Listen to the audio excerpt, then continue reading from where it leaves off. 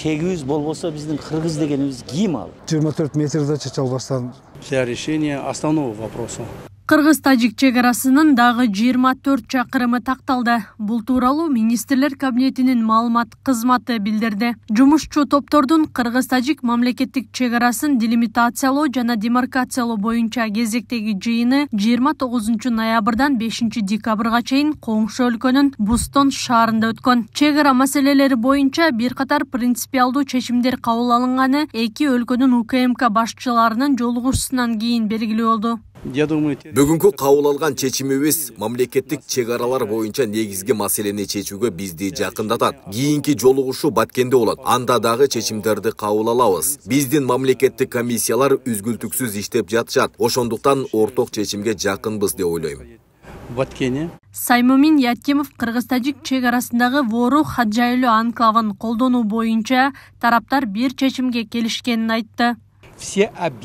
Биздин аймактагы кыргыз тарап пайдаланып жаткан бардык объектилерге алар туруктуу, үзгүлтүксүз кирүү мүмкүнчүлүгүн алышат. Бирок жер Тажикстан Республикасында калат. Кыргызстандын аймагындагы тажик тарап пайдаланган бардык объектилерди колдонууда ушундай мүмкүнчүлүк түзүлүп, жер Кыргыз Республикасынын аймагында калат. Бул биздин ишибиздин маанилүү стратегиялык багыты болуп саналат. Анда биз конкреттүү натыйжаларга жетиштик.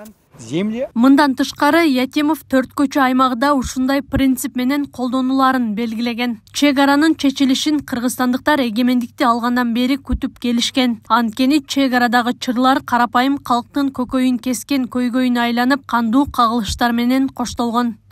Бир мезгилде 24 метрде чече албастан согушуп, канча ызычуу болдук. Бул чегара маселелери канчалык тезирээк чечилип, ошол маселелер канчалык өзүнүн ордуна келсе, ошончолук элдерде тынччылык пайда болот. Өзүбүзгө болгон ишеним пайда болот. Мамлекеттин ичинде дагы өнүгүү пайда болот.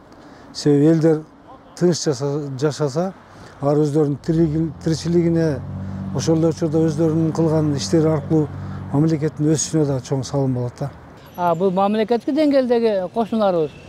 Бул деген сөз өтө чоң мааниге ээ. Не дегенде ошондо 7 миллион калкы бар. Биздин немебиз, мамлекетибиз. Кийинки мамлекет менен тең ата сүйлөшүп, ынтымакка келип тил табышканы бул жетишкендик деп байлайм. Өзү чегараны так кылмайынча Кыргызстан өнүкпөйт да, өспөйт да. Ошон ал чыр чатактын чыгып турусу жакшылыкка алып келеби, өстүрүүгө алып келеби? Эч качан алып келбейт. Ошон үчүн чегараны тактап алган жакшы. Бирок азыр эми түшүнбөстүктөр көп болуп атат. Мунча жер мындай болуп кетти, ал мындай болуп кетти. Ал туура эмес. Мунун көп сүйлөшүүлөр менен, көптөгөн эмгектин аркасында келип анан чечилет.